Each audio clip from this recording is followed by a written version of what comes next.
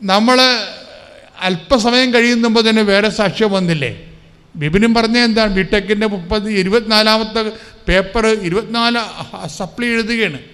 പക്ഷേ എന്താ ചെയ്യണത്? കോട്ടയം ബേക്കറി സ്റ്റേഷനിൽ ചെന്നിട്ട് രാവിലെ മുതൽ വൈകുന്നേരം വരെ ഉച്ചവരെ ഈ കൃപാസനം പത്രം എല്ലാം കൊടുത്തുകൊണ്ട് നടക്കുകയാണ് ആൾ.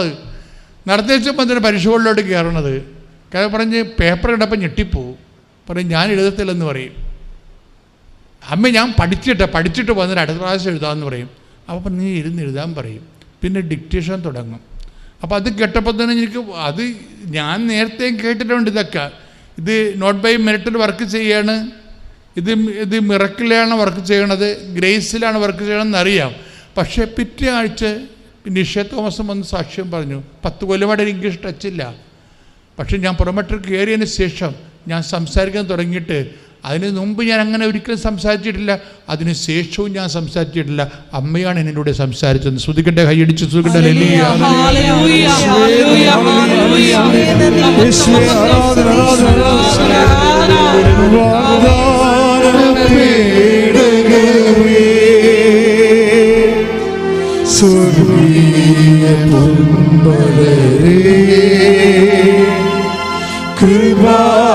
കൃപാസനത്തിൻ്റെ അമ്മേ,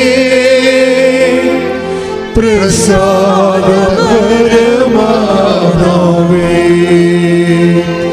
വാഗ്ദാന പീഠകമേ, സ്വർഗീയ പൊന്മലരേ, കൃപാസനത്തിൻ്റെ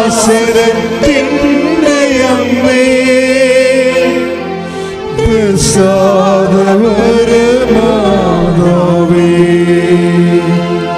ആവേ ആവേ ആവേ മരിയ, ആവേ ആവേ ആവേ മരിയ, ആവേ ആവേ ആവേ മരിയ. കൈവീശിക്കൊണ്ട് ആവേ ആവേ ആവേ മരിയ. പരിശുദ്ധ പരമദിവ്യകാരുണ്യത്തിന് സന്തോഷത്തോടെ പരിശുദ്ധ പരമദിവ്യകാരുണ്യത്തിന് ആരാധനയും സ്തുതിയും പുകഴ്ചയും അതിശക്തമായ സ്തുതിക്കട്ടെ, സ്തുതിക്കട്ടെ. യേശുവേ നന്ദി, യേശുവേ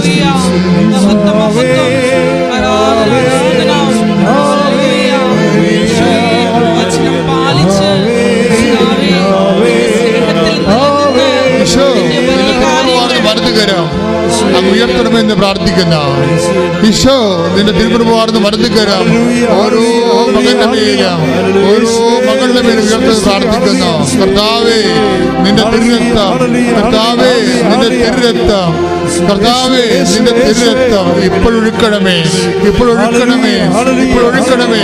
എല്ലാ മക്കളിലേക്ക് ഒഴുക്കണമേ. മഴ പെയ്യും പോലെ പെയ്യട്ടെ, മഴ പെയ്യും പോലെ പെയ്യട്ടെ. കർത്താവിന്റെ രക്തത്താൽ കുളിപ്പിക്കപ്പെടട്ടെ, കർത്താവിന്റെ രക്തത്താൽ കുളിപ്പിക്കപ്പെടട്ടെ. യേശുവിന്റെ നാമത്തിൽ മാരക രോഗങ്ങളെ, യേശുവിന്റെ നാമത്തിൽ തീരാവേദികളെ, യേശുവിന്റെ നാമത്തിൽ ജീവിത ദുരിതങ്ങളെ, യേശുവിന്റെ മനോവിഷമങ്ങളെ, യേശുവിന്റെ നിരാശകളെ യേശുനാമത്തിൽ വിട്ടുമാറട്ടെ, യേശുനാമത്തിൽ വിട്ടുമാറട്ടെ, യേശുനാമത്തിൽ വിട്ടുമാറട്ടെ. ശ്രദ്ധിക്കട്ടെ, ശ്രദ്ധിക്കട്ടെ, ശ്രദ്ധിക്കട്ടെ. യേശുവേ ആരാധന, ഹല്ലേലൂയ, ഹല്ലേലൂയ, സദയം തുടരേ, സുഖമായിടും എൻ്റെ ഉള്ളം, അരികിൽ വരേണേ, സദയം തുടരേ, സുഖമായിടും എൻ്റെ ഉള്ളം. പരിശുദ്ധ പരമദിവ്യകാരുണ്യത്തിന് ആരാധനയും സ്തുതിയും പുകഴ്ചയും. അപ്പോൾ 2 കാര്യങ്ങളെക്കുറിച്ച് ദൈവിക വെളിപാടുണ്ടായി അല്ലേ? എന്താ പറയുന്നത്? ഒന്ന്, ഉടമ്പടി ആക്ടിവേറ്റ് ചെയ്തിട്ടുണ്ടെന്ന് എങ്ങനെ അറിയാൻ പറ്റും? എന്താ പറയണത്? നിങ്ങൾ ദൈവസ്നേഹം പതയാൻ തുടങ്ങും. അതാണ് സംഭവം. ഉടമ്പടി എടുത്തു കഴിയുമ്പോൾ ദൈവസ്നേഹം പതയാൻ തുടങ്ങും. പതയാൻ തുടങ്ങിയില്ലെങ്കിൽ പ്രാർത്ഥിക്കണം, കർത്താവേ ദൈവസ്നേഹത്തിലേക്ക് എന്നെ കൊണ്ടുവരണമെന്ന് പ്രാർത്ഥിക്കണം. മനസ്സിലായില്ലേ? ദൈവസ്നേഹം ഫീൽ ചെയ്യാൻ തുടങ്ങിയില്ലെങ്കിൽ, കാരണം ദൈവസ്നേഹം തുടങ്ങാതെ നമുക്ക് ചെയ്യാതെ ഈ പത്രം കൊടുക്കാൻ പറ്റത്തില്ല. കാര്യം അത് ദൈവസ്നേഹ പ്രവർത്തനമാണ്. കർത്താവിനോട് സ്നേഹം ഉണ്ടാകാതെ എങ്ങനെയാണ് കർത്താവിനെ അറിയാത്തത് അറിയിക്കുന്നവർ, അല്ലെങ്കിൽ സിനിമ നോട്ടീസ് കൊടുക്കുന്നവർ ആയിപ്പോകത്തില്ലേ? ഇതെല്ലാം ദൈവസ്നേഹത്തോടെ കൊടുക്കാൻ പറ്റത്തുള്ളൂ. എൻ്റെ പിതാവ് നിങ്ങളെ സ്നേഹിക്കുകയും ഞങ്ങൾ വന്ന് നിങ്ങൾ വസിക്കുകയും ചെയ്യുമ്പോൾ by effect what will happen? എന്താ ചെയ്യണത്? ശക്തനായവൻ എനിക്ക് വലിയ കാര്യങ്ങൾ ചെയ്തു, അല്ലേ? ദൈവം ഉള്ളിൽ വസിക്കുമ്പോഴേ. ഇപ്പം ലൂക്ക 1:49 വായിച്ച് സ്തുതിക്കട്ടെ സ്തുതിക്കട്ടെ ഹല്ലേലൂയ ഹല്ലേലൂയ ഹല്ലേലൂയ. ലൂക്ക 1:49 ശക്തനായവൻ എനിക്ക് വലിയ കാര്യങ്ങൾ ചെയ്തിരിക്കുന്നു. ഒന്ന് പറഞ്ഞേ, ശക്തനായവൻ എനിക്ക് വലിയ കാര്യങ്ങൾ ചെയ്തിരിക്കുന്നു. അപ്പോഴ് ദൈവം ആരാണെന്ന് ഇപ്പൊ വ്യക്തമല്ലേ? ദൈവം ആരാണ്? ശക്തനായവനാണ്, അല്ലേ? അല്ലേ? ദൈവം, അതായത് നമ്മളുടെ മെറിറ്റ് ഇല്ലെങ്കിൽ പിന്നീട് നമ്മൾ മെറിറ്റോറിയസ് ആകുന്നത് എങ്ങനെയാണ്? ദൈവത്തിൻ്റെ ശക്തി അപ്ലോഡ് ചെയ്തുകൊണ്ടാണ്. അതുകൊണ്ടാണ് അമ്മ ചോദിക്കണത്, ഇതെങ്ങനെ സംഭവിക്കും? ഞാൻ പുരുഷനെ അറിയുന്നില്ലല്ലോ. അതിന് മറുപടി പറഞ്ഞത് എന്താണ്? പരിശുദ്ധാത്മാവ് നിൻ്റെ മേൽ വരും. എങ്ങനെയുള്ള പരിശുദ്ധാത്മാവ്? അത്യുന്നതൻ്റെ ശക്തി. കൈയടിച്ച് കർത്താവ് ഹല്ലേലൂയ ഹല്ലേലൂയ ഹല്ലേലൂയ ഹല്ലേലൂയ.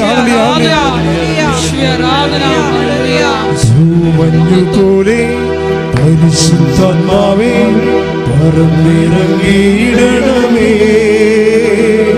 പുതിയ അഭിഷേകം അഗ്നി അഭിഷേകം ഞങ്ങൾക്കിന്നു നൽകിടണേ. തൂമഞ്ഞുപോലെ പരിശുദ്ധാത്മാവേ പറന്നിറങ്ങിയിടണമേ, പുതിയ അഭിഷേകം അഗ്നി അഭിഷേകം ഞങ്ങൾക്കിന്നു നൽകിടണേ. പരിശുദ്ധ പരമ ദിവ്യകാരുണ്യത്തിന് ആരാധനയും സ്തുതിയും പുകഴ്ചയും ഉണ്ടായിരിക്കട്ടെ. ഈ രണ്ട് വശത്തും ഒരു വചനം വന്നിട്ടുണ്ട് കേട്ടോ, കോമൺ വേർഡ്, അല്ലേ? എന്തേ? ലൂക്ക 1:35 എന്താ പറയണത്? ഇതെങ്ങനെ സംഭവിക്കും? ഞാൻ പുരുഷനെ അറിയുന്നില്ലല്ലോ എന്ന് പറയുമ്പോൾ മറുപടി എന്താണ് ദൈവത്തിൻ്റെ? ഇത് മെറിറ്റിൽ വർക്ക് ചെയ്യത്തില്ല, ഗ്രേസിലെ വർക്ക് ചെയ്യത്തുള്ളൂ. അതുകൊണ്ട് എന്താണ്? പരിശുദ്ധാത്മാവ് നിൻ്റെ മേൽ വരും. ഗ്രേസ് വരുന്നതായി പറയണത്. പരിശുദ്ധാത്മാവ് വരപ്രസാദം എന്താണെന്നാണ് പറയണത്? വരപ്രസാദം എങ്ങനെയിരിക്കും? It is A power of the almighty. എന്താണ്? അത്യുന്നതൻ്റെ ശക്തിയാണ് വരപ്രസാദം. കൈയിടിച്ച് കർത്താവ് ഹല്ലേലൂയ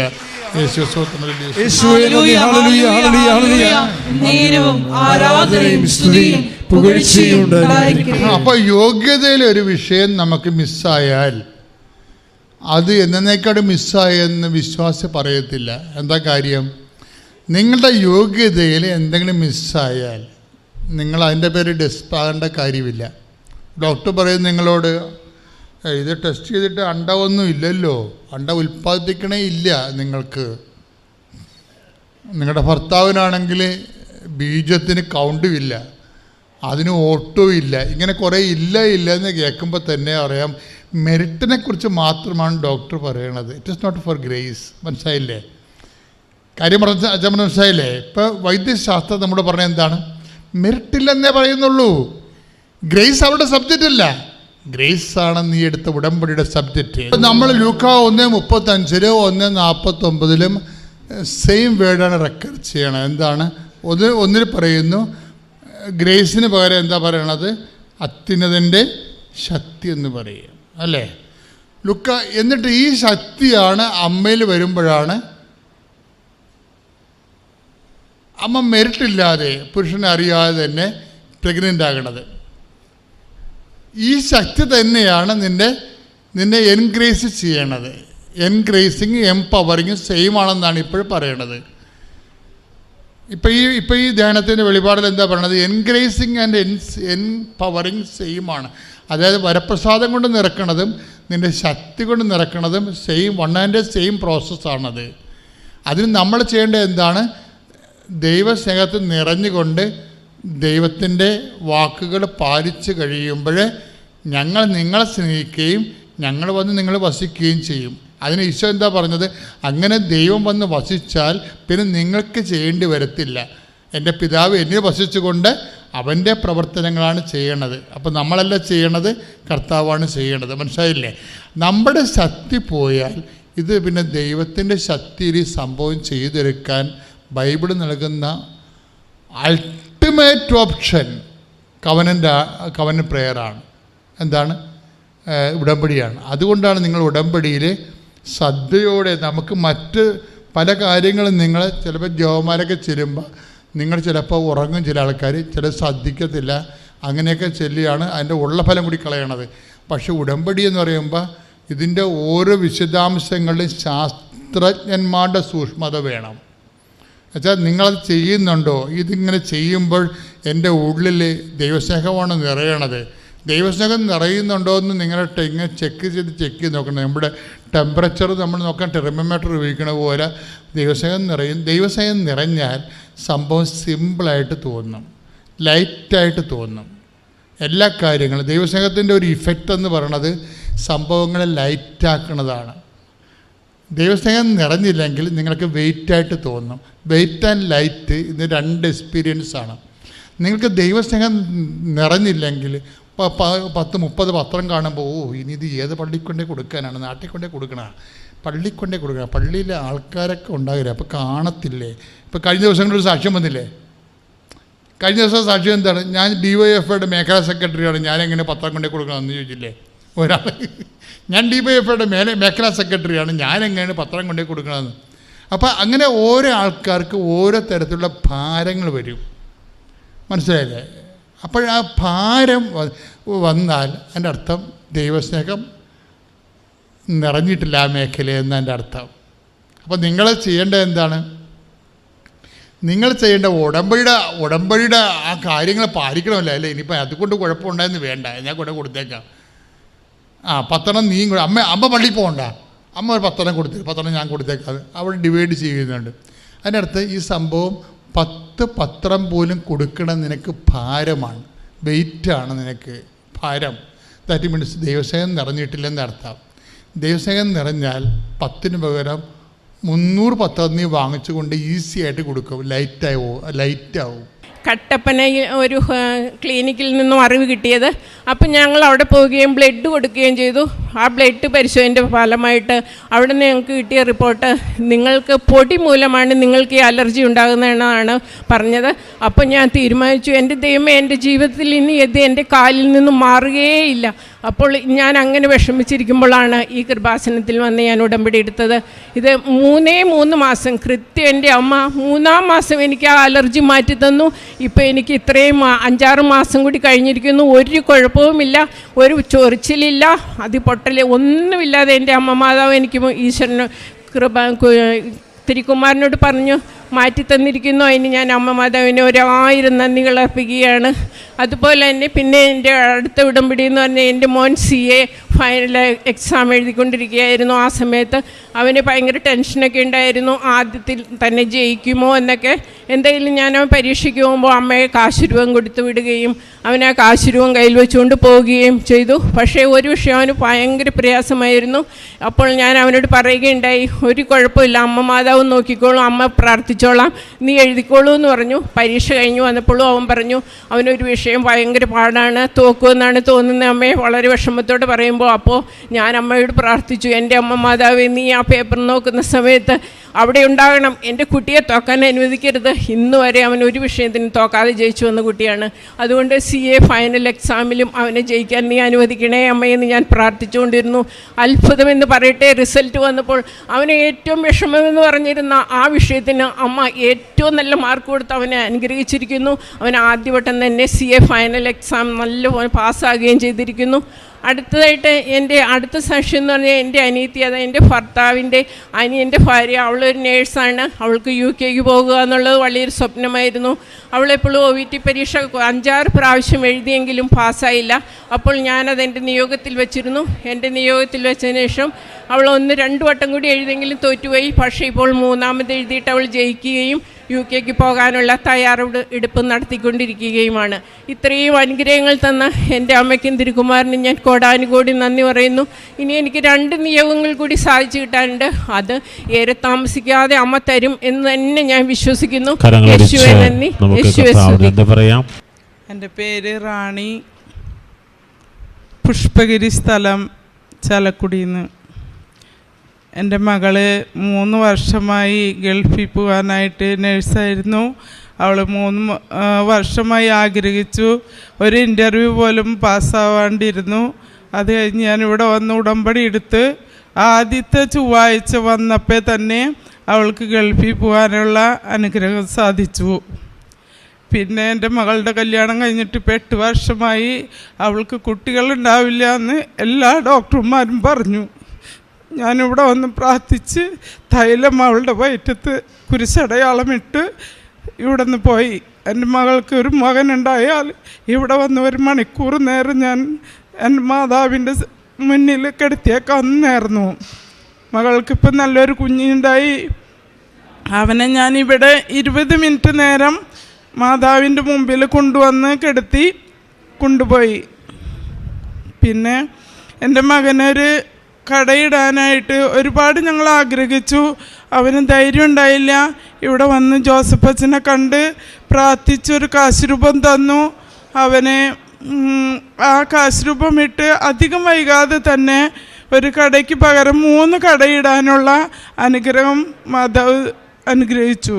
ഇതിനെല്ലാത്തിനും ഞാൻ മാതാവിനോട് 1000 നന്ദി പറയുന്നു. എൻ്റെ പേര് ലിൻഷ്യ, തമരശാലിൽ നിന്നാണ് വരുന്നത്. ഞാനിവിടെ 3 വർഷം മുന്നേ ഉടമ്പടി എടുത്തിരുന്നു.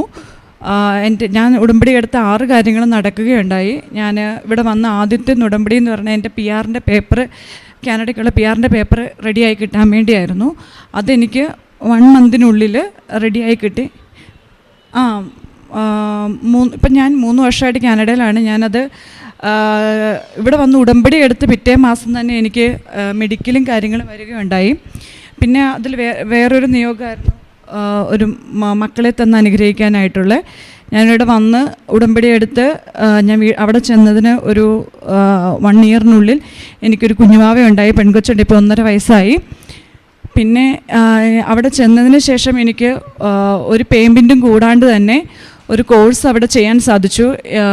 IT റിലേറ്റഡ് ആയിട്ട് തന്നെയുള്ളൊരു കോഴ്സ് വിത്തൗട്ട് പേയ്മെൻറ്റിൽ എനിക്കവിടെ പഠിക്കാൻ സാധിച്ചു. അതുപോലെ ഞാൻ അവിടെ നിന്ന് പ്രാർത്ഥിക്കുകയുണ്ടായി. എൻ്റെ ഹസ്ബൻഡ് ഒരു എക്സാം എഴുതിയിട്ടുണ്ടായിരുന്നു. ആ എക്സാം ഇമിഗ്രേഷൻ കൺസൾട്ടൻ്റ് ആയിട്ടുള്ള അതിന് പാസ്സാണെന്ന് പ്രാർത്ഥിച്ചു. ആദ്യത്തെ അറ്റംപ്റ്റിൽ തന്നെ പാസ്സാവുകയും ഞങ്ങളുടെ ബിസിനസ്സും കാര്യങ്ങളൊക്കെ നന്നായിട്ട് പോവുകയും ചെയ്യുന്നു. എൻ്റെ പേര് ശാന്തമ്മ. ഞാൻ കോട്ടയം ജില്ലയിൽ ഇരുമ്പകലത്ത് നിന്ന് വരുന്നു. ഞാൻ 2018 ഡിസംബറിലാണ് ഉടമ്പടി എടുത്തത്. ഞങ്ങളുടെ ഒരു സ്ഥലം കൊടുത്തിട്ട് 5 വർഷമായിട്ട് എൻ്റെ പോക്കുരു കിട്ടാതെ ഒത്തിരി പ്രശ്നങ്ങളിലായിരുന്നു.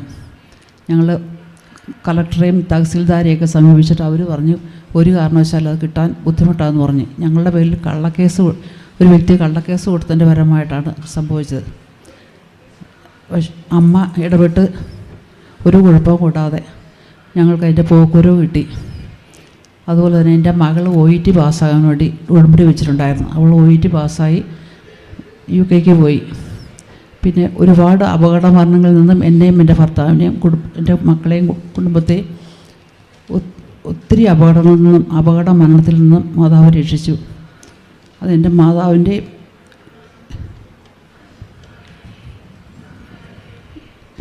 ഈശോയുടെ അനുഗ്രഹം കൊണ്ട് രക്ഷപ്പെട്ടത്. പിന്നെ എൻ്റെ കൊച്ചുമാൻ്റെ കണ്ണിൽ ബെൽറ്റ് കളിച്ചുകൊണ്ടിരുന്നപ്പോൾ ബെൽറ്റ് അടിച്ചുകൊണ്ട് അവൻ്റെ കണ്ണിന് നല്ല ചതവുണ്ടായി. ഞാൻ തൈലം തോത്ത് അത് സുഖപ്പെട്ടു.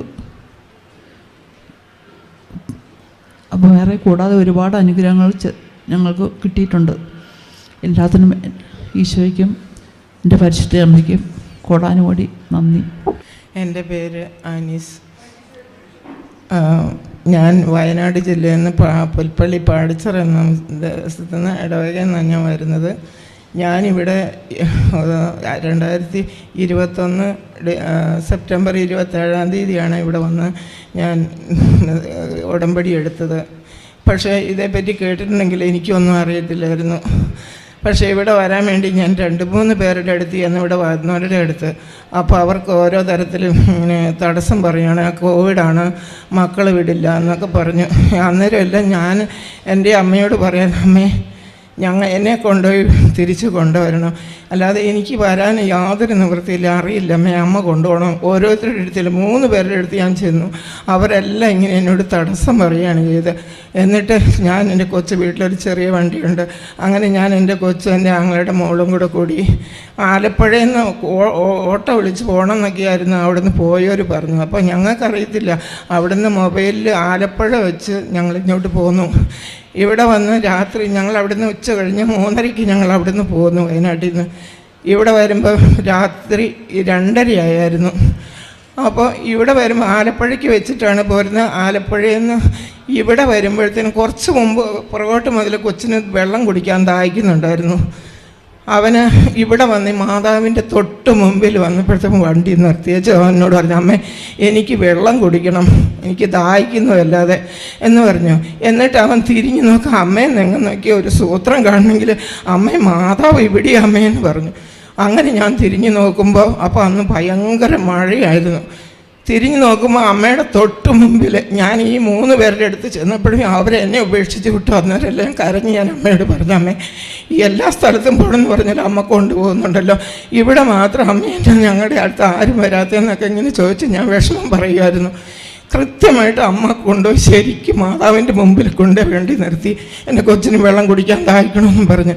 എന്നിട്ട് അമ്മ ഇവിടെ ഇരിക്കും, ഞാനിപ്പോൾ പറഞ്ഞു തരാമെന്ന് പറഞ്ഞ് അവൻ കൊച്ചു വന്ന് അവിടെ ഇവിടെ ഒരു അപ്പച്ചനുണ്ടായിരുന്നു. അപ്പച്ചനോട് പറഞ്ഞു, ഇത് തന്നെയാണ് മോനെ എന്ന് പറഞ്ഞു. മോനെ എവിടുന്നാണ് വരുന്നതെന്ന് ചോദിച്ചപ്പോൾ പറഞ്ഞു, ഞങ്ങൾ വയനാട്ടിൽ നിന്നാണ് വരുന്നതെന്ന് പറഞ്ഞു. കറക്റ്റ് 2:30 മണിയായുള്ളായിരുന്നു. അങ്ങനെ ഞങ്ങളിവിടെ വന്നു. എന്നുവെച്ചാൽ കൊച്ചിനോട് പറഞ്ഞു വണ്ടി കയറ്റിയിട്ട് വെച്ച് നിങ്ങളിങ്ങോട്ട് കയറണം. കൊച്ച് അത് തിരിഞ്ഞില്ല, വണ്ടി കയറ്റിയിടാൻ പറഞ്ഞു മാത്രം കേട്ടു. അങ്ങനെ ഞങ്ങൾ ആ വണ്ടിയെ തന്നെ ഇരുന്ന് നേരം വെളുക്കോളം ഭയങ്കര മഴയായിരുന്നു. ആ മഴയെല്ലാം വെച്ചാൽ കുറേ സമയത്തൊക്കെ നനഞ്ഞു. എങ്കിൽ തന്നെയാണെങ്കിലും 6 മണിയായപ്പം എഴുന്നേറ്റ് ഞങ്ങളുടെ കൊച്ച് പറഞ്ഞു ബാത്റൂമിൽ പോകണമല്ലോ എന്ന് പറഞ്ഞു. അങ്ങനെ ഞങ്ങൾ ബാത്റൂമിൽ പോകാൻ വേണ്ടിയിട്ട് ഞാൻ അപ്പച്ചനോട്, അപ്പം നിങ്ങളോട് ഇങ്ങോട്ട് വരാനല്ലേ പറഞ്ഞേ, നിങ്ങൾ എന്തിനാണ് അവിടെ ഈ മഴയത്ത് വിഷമിച്ച് അവിടെ ഇരുന്നതെന്ന് ചോദിച്ചു. അപ്പം ഞാൻ പറഞ്ഞു കൊച്ചിന് മനസ്സിലായില്ല എന്ന് പറഞ്ഞു. അങ്ങനെ ഇവിടെ വന്ന് അന്ന് ഞാനിവിടെ വന്ന് ഉടമ്പടി എടുത്തു. വലിയ ബുദ്ധിമുട്ടില്ലാതെ വണ്ടിക്ക് എന്താ കേട് വന്നായിരുന്നു. അന്ന് ഞാൻ ഇവിടെ വരുമ്പം എന്നോട് ആ ബ്രദർ ചോദിച്ചു എന്താ അസുഖമെന്ന് ചോദിച്ചു. അപ്പോൾ എനിക്ക് ആകെ 8 ഓപ്പറേഷൻ കഴിഞ്ഞിരിക്കുന്നതാണ്. ഇനി ഓപ്പറേഷൻ ചെയ്യാത്ത സ്ഥലമൊന്നുമില്ല, നട്ടെല്ലാം 2 ഓപ്പറേഷൻ കഴിഞ്ഞാണ്. അപ്പോൾ 2 സ്ഥലത്തും കട്ട് ചെയ്താണ് നട്ടെല്ലിന്. അപ്പോൾ എനിക്ക് ഈ ബെൽറ്റ് കെട്ടാതെ എനിക്ക് എഴുന്നേൽക്കാനൊന്നും പറ്റത്തില്ലായിരുന്നു. ഒരു 10-15 മിനിറ്റ് നേരമെങ്കിലും ബെൽറ്റ് കെട്ടിയതിന് ശേഷം മാത്രമേ എനിക്കിന്ന് വരാൻ പറ്റുള്ളായിരുന്നു. ആ സമയത്ത് ഞാനിവിടെ അവരോട് ഞാൻ ബ്രദറിനോട് പറഞ്ഞു എനിക്കിങ്ങനെയാണ് അവസ്ഥ എന്ന് പറഞ്ഞു, എനിക്ക് എഴുന്നേൽക്കണമെങ്കിൽ. അപ്പം ഞാൻ പോരാൻ നേരത്ത് ബെൽറ്റ് എടുത്ത് വെച്ചിട്ട് ഞാൻ മറന്നുപോയി, ശരിക്കും എടുത്തില്ല. പോരുന്ന വഴി കുറേ അധികം അയ്യോ ഇനി വിഷമമായ എന്നാ ചെയ്യായിരിക്കും. ഉടനെ ഞാൻ പറഞ്ഞു അമ്മയുണ്ടല്ലോ എന്തായാലും അമ്മ കാത്തോളൂ എന്ന് പറഞ്ഞു വെച്ച് പോകുന്നു. ഇവിടെ വന്ന് അച്ഛനെ കാണാനായിട്ട് ഒരു കത്ത് വന്ന് ഞാനിവിടെ കൊണ്ടുവന്ന് അച്ഛനെ കാണിച്ചു. അച്ഛൻ പുറത്തെൻ്റെ കൈ ഇങ്ങനെ പിടിച്ച് പ്രാർത്ഥിച്ചു. അതിനുശേഷം 5 മാസം കഴിഞ്ഞ് ഇന്ന് വരെ ഞാൻ ആ ബെൽറ്റ് ഉപയോഗിച്ചിട്ട്, വലിയൊരു ബെൽറ്റാണ് മൊത്തം കമ്പിയുള്ള. അങ്ങനെ അതിനുശേഷം ഇതുവരെ ഞാൻ ഈ 5 മാസമായിട്ട് ആ ബെൽറ്റ് തുടരേണ്ട ആവശ്യം എനിക്ക് വന്നിട്ടില്ല, ഇതുവരെയും വന്നിട്ടില്ല. അതിൽ നിന്ന് എൻ്റെ അമ്മ ഒത്തിരി നല്ലതെന്ന് പറഞ്ഞാൽ എനിക്ക് എഴുന്നേൽക്കാൻ പറ്റത്തില്ല. കാരണം 2 സ്ഥലത്ത് കട്ട് ചെയ്തിരിക്കുന്ന 5-ാമത്തെ എല്ലും 7-ാമത്തെ എല്ലും കട്ട് ചെയ്തിരിക്കുന്ന അത് വിട്ട് കിടക്കുക ഇപ്പോഴും. പക്ഷെ ഇപ്പോൾ ഒന്നും എനിക്കറിയില്ല, ഇപ്പം എനിക്ക് അതിൻ്റെ വിഷമം ഇല്ല. അപ്പോൾ അതുപോലെയുള്ളിടത്ത് എനിക്ക് നേരെ നിൽക്കാനേ എനിക്ക് പറ്റത്തില്ലായിരുന്നു. അങ്ങനെ അതും അങ്ങനെ കഴിഞ്ഞു. പിന്നെ എൻ്റെ മുടി എന്നും കൊഴിയുക തന്നെയായിരുന്നു ഭയങ്കര. അതൊന്നും നിയോഗത്തിൽ വെച്ചിട്ടുള്ള കാര്യമൊന്നുമല്ല, എപ്പം നോക്കിയാലും മുടി കൊഴിയുമായിരുന്നു. എന്നിട്ട് ഞാൻ പ്രാർത്ഥിക്കുമായിരുന്നു. അച്ഛനിങ്ങനെ യൂട്യൂബിലും കാണും, പിന്നെ ടി വിയിലൊക്കെ പ്രാർത്ഥിക്കുമ്പോൾ ഞാനും പറയും ഈശോയെ എൻ്റെ മുടിയും കൊഴിയുവാണ് എന്ന് പറഞ്ഞു. പക്ഷേ ഇവിടെ വന്നു പോയതിന് ശേഷം ഒരു മുടി പോലും എനിക്ക് കൊഴിയാനിട വന്നിട്ടില്ല. അങ്ങനെ അത് കഴിഞ്ഞ ശേഷം ഞങ്ങളിവിടെ വന്നു. എൻ്റെ മോൾക്ക് 3 മാസം സ്ഥിരമായിട്ട് ബ്ലീഡിങ് ആയിരുന്നു. ബ്ലീഡിങ് നോക്കുമ്പോൾ ഭയങ്കര മുഴ. അവൾക്ക് മരുന്ന് കഴിക്കത്തില്ല, അലർജിയാണ്, ഒരു മരുന്നും കഴിക്കാൻ പറ്റിയില്ല, നീരാകും. അങ്ങനെ എന്നെ വിളിച്ചു പറഞ്ഞു, അവൾ ബാംഗ്ലൂർ ജോലി, എന്നെ വിളിച്ചു പറഞ്ഞു. ഞാൻ പറഞ്ഞു മോളെ അമ്മ മാധവനോട് പ്രാർത്ഥിച്ചിട്ടുണ്ട്, മോളെ സൗഖ്യപ്പെടുന്നു. ഒരാഴ്ച കൊണ്ട് ഒരു തുള്ളി ബ്ലീഡിങ് ഇല്ലാതെ അത് അമ്മ സുഖപ്പെടുത്തി തന്നു. പിന്നെ